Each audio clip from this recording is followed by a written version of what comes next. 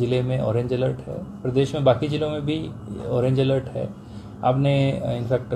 कल की ही न्यूज़ देखी होगी कि तोश मणिकर्ण वाले का भी लोग पालन करें। जो हमारे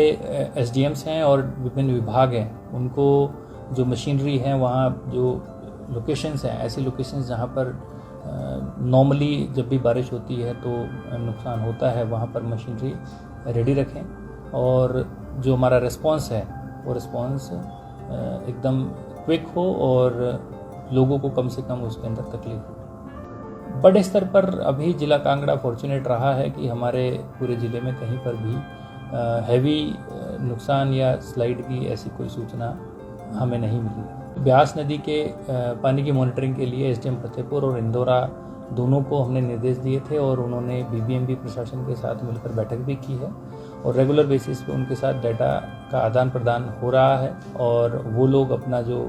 इनफैक्ट बीबीएमबी ने इस बार कमिट किया था कि वो अर्ली वार्निंग सिस्टम भी वहाँ पर इंस्टॉल करेंगे और आई एम श्योर वो उसको प्रोग्रेस में ला रहे होंगे। साथ में एक कम्युनिकेशन के साथ हम लोग जो ऊपर के लोग हैं, जैसे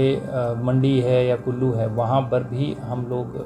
कम्युनिकेशन में लगातार हैं। जैसे कल जब रात को तोश में क्लाउड बस्ट हुआ तो हमें इन्फॉर्मेशन आ गई थी कि भाई क्लाउड बस्ट हुआ, हो सकता है आपके यहाँ पर वाटर फ्लो अगले दिन बढ़ जाए, सो आप सतर्क रहना। तो वो एक कम्युनिकेशन चैनल है, वो अच्छे से एस्टैब्लिश्ड है। कहीं भी कोई इस पूरे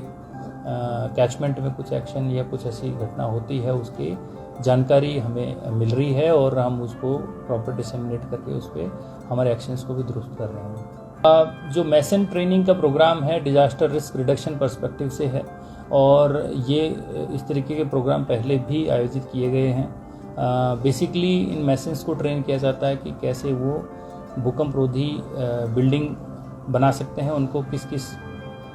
चीज़ों का ध्यान रखना चाहिए और एक इनफैक्ट डेमो बिल्डिंग भी इनसे तैयार करवाई जाती है जिसमें वो अर्थक्वेक रेजिस्टेंट कंस्ट्रक्शन को सीखते हैं और उसमें आगे पार्टिसिपेट करते हैं और ऐसे रजिस्टर्ड मैसन्स की लिस्ट हमारे पास ऑलरेडी है और ये दोबारा से इसको हमने शुरू किया है और इन्विटेशन मांगकर और भी हम इस तरीके से ट्रेंड मैसन्स तैयार कर रहे हैं। ये बेसिकली हमारे जो स्कूल्स हैं, वहाँ पर आंगनवाड़ीज़ हैं, वहाँ पर जो हमारे बच्चे हैं जिनका आधार अभी तक नहीं बना है, उसको बेसिकली ये है फुल सैचुरेशन करने की दिशा में एक कदम है, ताकि जो हमारे लोकमित्र केंद्र चलाने वाले लोग हैं उन्हीं को हमने किट्स दी हैं और उन किट्स को वो लेकर उनको अलॉट किया जाएगा कि किस स्कूल में उन्होंने जाना है और वहाँ पर जाकर जिन बच्चों के आधार नहीं बने हैं उस आधार को वो बनाएंगे। उनको जो किट है उसके अंदर iris scanner and fingerprint scanner provide किया गया है ताकि वो जाकर स्कूल में बच्चों का आधार के लिए डाटा ले सकें और UIDAI का सिस्टम उनके लिए आधार जनरेट कर सकें। एक एडवाइजरी हमने जारी की है, वो पब्लिक डोमेन में ऑलरेडी है। मैं यही कहना चाहूँगा कि जब ऑरेंज अलर्ट अगर IMD की तरफ से आया है तो सबको एहतियात बरतने की आवश्यकता है और जहाँ तक अननेसेसरी ट्रैवल हो उसको अवॉइड करें,